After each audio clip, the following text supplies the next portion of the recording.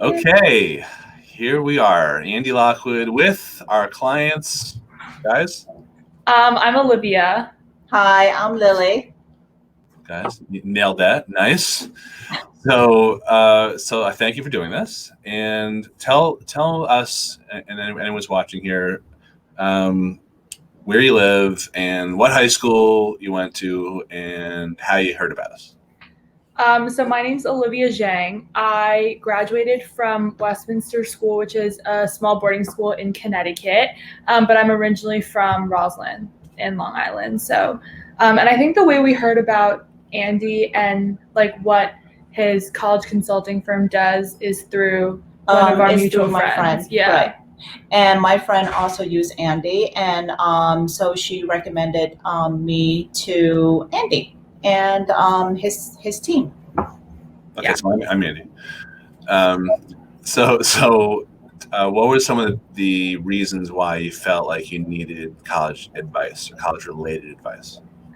So I am the oldest in my family, and so obviously none of us had really gone through like the modern day college process. And I felt like there were so many, my parents went to college and stuff like that, but it was so different like back then.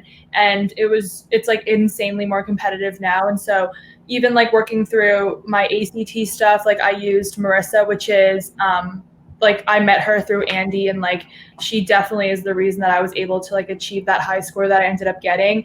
And there were just so many different like facets of the college process that I didn't really understand, in terms of like exactly how to navigate the Common App, like what filling out supplements meant, like how important interviews were, and like the extent to which we needed to go see and tour schools, and just like basically trying to make my college list, because I knew the type of school I wanted to go to, but I didn't know exactly like how I would come about that or what schools needed to be on my list. And for sure that was like the biggest reason why I needed Andy's help.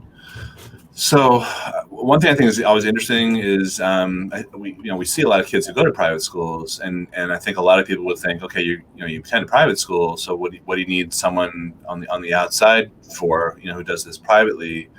One answer I always give is like, look, I don't know the exact reason, but I bet like 90% of the kids in any private school usually are working with someone, on the outside. But why did you guys feel like you needed extra help? So my school was really small. My graduating class was 102. And I would say compared to like most of like the typical high schools and stuff like that, I definitely got like a lot of attention from my college counselor. But like Andy said, a lot of my peers were also using like private consultants. And I felt like it gave me just this extra resource to go to when I felt like maybe the school wasn't giving me as much support, or there were questions that were a little bit more nuanced or more difficult to answer. I also feel like in terms of essay writing and like editing my essays, which are by far the most important part of the entire college process, like it's how you tell your story and how you show the admissions committee who you are at the end of it. I feel like I didn't really get that much guidance from Westminster college counseling in that regard, just because there's so many essays and so many things to write. But from Sarah, who I met through Andy, she was like my main college essay editor. That definitely made a huge difference in terms of trying to like hone in on my voice and refine my story and really be able to tell the college admissions committee like my most authentic story. So Sarah was a former admissions officer at University of Chicago for 5 years. I think she's been with us for 5 years, and she reviewed literally 4,000 to 6,000 essays per year. Each year she was at U Chicago. So that's a different experience than your typical guidance counselor or college advisor. Certainly different than mine. One thing I'd want to point out is that you worked your butt off. It wasn't just that we had all this advice for you. It wouldn't have benefited you at all, as good as Marissa, our tutor, is, or as good as Sarah is, our essay person is. It's all useless unless you implement that. So you were definitely one of the hardest working kids that we had, and that was a pleasure. And of course, it paid off. I don't know if people figured out where you ended up getting into college, but that's a subtle hint. Lily, you couldn't afford the hoodie, apparently. Save it up for. So but there were ups and downs too, right? And so I always like to think of this process as it's never just one thing that that gets a kid in or doesn't get a kid in. But if you as you look back on this, maybe you haven't had enough time yet to reflect fully. But what do you think some of the challenges were in getting into the schools you were getting into, and then compared to your other friends, like what were your results like compared to theirs, and any insight? So I definitely think for me, like I felt like I went through the college process like 3 times in like the span of a year, and like my mom can attest to that. Like it was kind of a bleep show. But like I would say in December when like early results came out, that was like crazy. And then in March when regulars came out, and then through the waitlist process was a whole nother ball game. And I think this year is different and unique in particular because it's like post all of the scandals and like pre-COVID. And so that was like a very precarious position to try and figure out like what college admissions and what getting into schools that I want to get into was going to look like. But I definitely, besides just like the personal lessons that I took away from it, I think I did fare considerably better than some of my other friends did in the college process. I know definitely like my extracurriculars helped me stand out a lot, and like trying to do things that I knew my peers were not doing or like didn't go that extra step to achieve, definitely I think is like what ultimately got me into Yale. But for sure, like the college process, whether you get in December and you're done, or you get in March or you get in off the wait list, is a very like tumultuous journey because like everybody's going through it at the same time. And so it is kind of hard when you are going to like a very competitive high school and everyone is going through it to like get jumbled within all of the competition and like all the voices that are out there. And so I feel like it's important to have like a steadfast resource that you can go to and just be like, listen, like this is what I'm struggling with. Let's just get this done and like crunch this out and then move on to the next thing. Because it is not only like a very academic and like literal journey, it's also an emotional one. It's a lot of heartbreak and a lot of like personal like basically attraction to the school that you're interested in. And so then just being able to very logically be like, okay, this is our deadline, like this is our time frame. Let me set a week to get this done, and then we'll submit and move on to the next thing. Definitely helped a lot in terms of like trying to navigate through it, because I know some of my friends struggled, especially at the end with like deadlines and basically not getting things in on time. Yeah, I mean, if I can add, I would say definitely really put your work in for the rising seniors. Take advantage of the summer when you're not that stressed, and have a timeline, manage your time well, and listen to the professionals, and listen within yourself, and stay at your course, and try not to listen too much from your peers. Yeah. Because in so many ways it's just noise. So you need to try to be as logical as possible, and not, and especially I think that at this age, they tend to be a little bit more emotionally driven than the logical. Olivia? No. Than the logical side. Right. Things, but just remember, it is a process, and at the end of the day, you have to believe that you'll end up at the place you're supposed to end up at. Yeah, exactly. I think like a lot of like people that I have, whether it was Andy or like my college counselor, or like just my mentors and my advisors and my teachers, were always like, you're going to end up where you're supposed to end up. You're going to end up at a school that's meant for you. And it's always easier to hear that when you're like when you haven't experienced it. Like when I was in September and people would say that to me, I'd be like, okay, shut up. Like you went to such a great school or XYZ for this reason. But at the tail end of it now, I really do think that like that is so true. Like whether you want to or not, you're going to end up at a school that you're supposed to be at. And obviously there are cases where you don't. And in that case you transfer. It's just that all the work going into it, it's a very like strenuous process. It's really, really long. It can go over a year sometimes.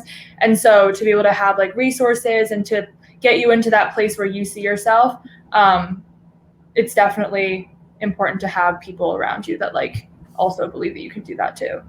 Yeah, no, listen, you guys just said a lot of stuff right there. So it's all, I mean, listen, it's all true. You don't want to hear it. I mean, I know I said to you numerous times, look, you're going to be successful no matter where you go. It's not about, where you go to college necessarily. It's really more about your work ethic and your ability to get along with people and your initiative. And you showed a ton of that. And, so I still believe in those comments. I want to talk about just in terms of the last part of this little interview here before I let you guys go is, grades and scores are important to get in, but you touched on some of this other stuff, including extracurriculars.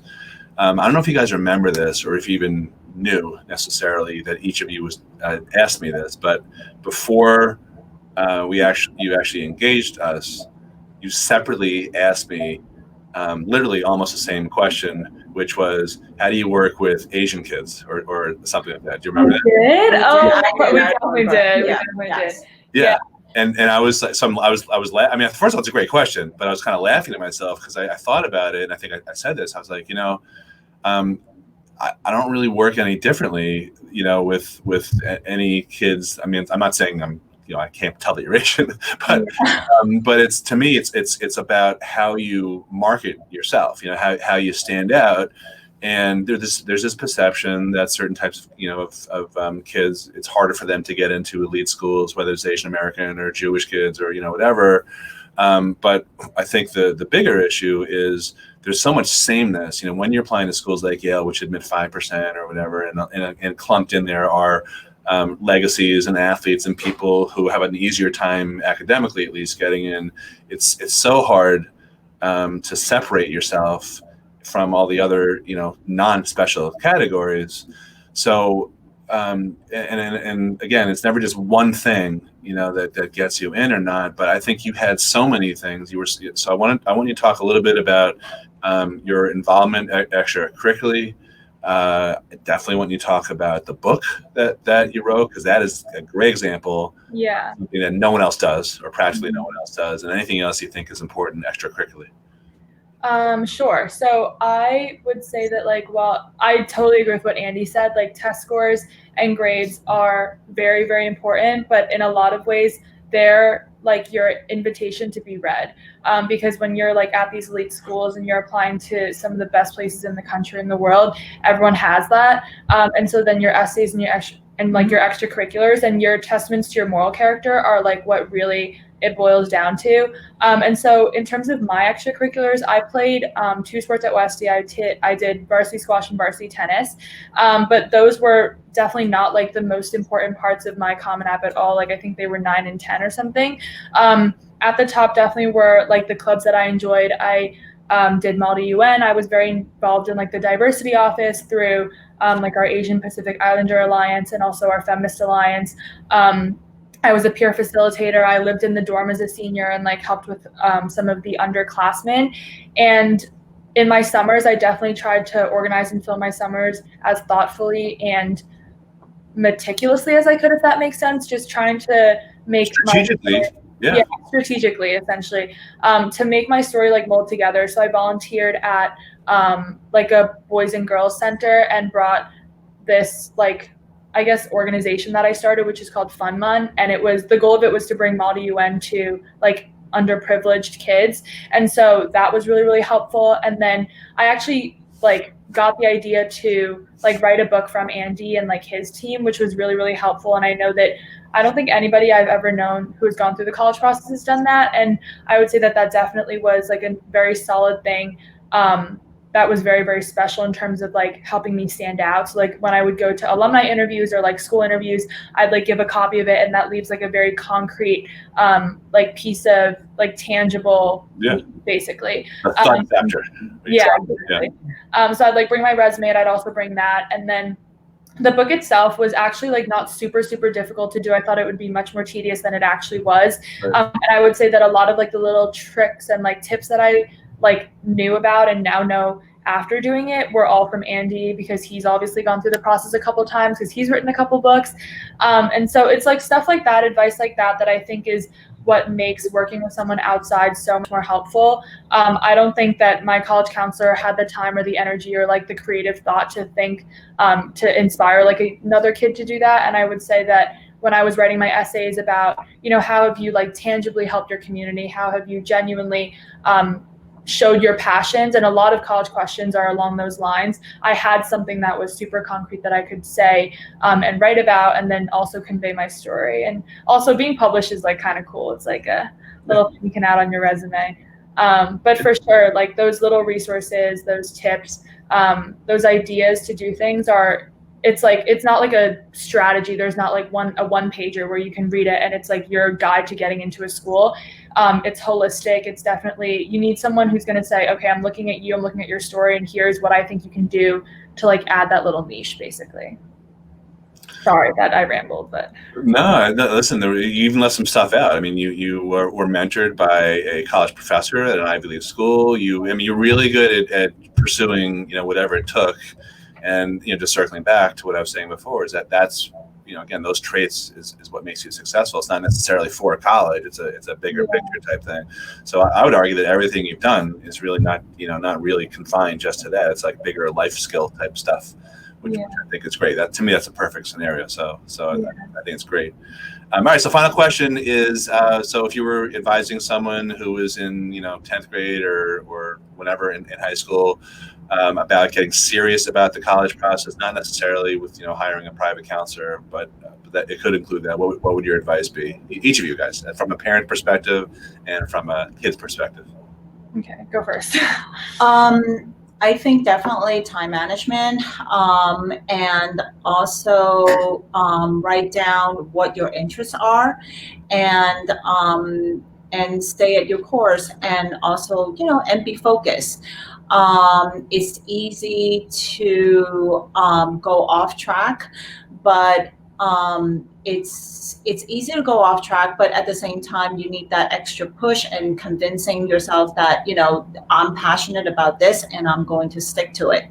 I think consistency, hard work, it's always the two big keys in whatever you are trying to pursue. So that will be my advice. How about the mother-daughter relationship during this period? What's your advice about that? I think really it's not to focus on, oh my gosh, you got to get into this school, you got to get into that school, right? It's about where she wants to be in and where she can see herself. And in anything, and it may sound like I'm reading off cliche, I'm reading it off from the book or whatever, but like anything, it really is, it's a process. So do the best that you can, and that's all we ever ask for, right? Do the best that you can, and we're there, you, Andy, and the parents are really there to just guide and offer their advice. Yeah, exactly. And not to give them too much pressure. Here and there, you manage them a little bit, but overall, at the end of the day, it's about them. And once they get to the school, it's really about them, what they can do, what they can produce. So, and I guess, you want to maintain that relationship too, as parents and kids. So, so that's what I have to. Yeah. I wish every mom could hear this. Olivia, what about your final comments here? So I definitely think like I'm very lucky in the sense that my parents really didn't put any pressure on me. I'm the type of person who you're like a crazy motivated kid, so it's internal. Like I feel like I'm the type of A+ person who put enough pressure on myself that it was as it is, that like my parents are kind of like maybe we shouldn't like push her any further. But I think like especially when I was like just starting out the college process, like I would say it really started kicking off my junior year, and like when it really became about like your grades, like your GPA, your transcript, what it's going to look like.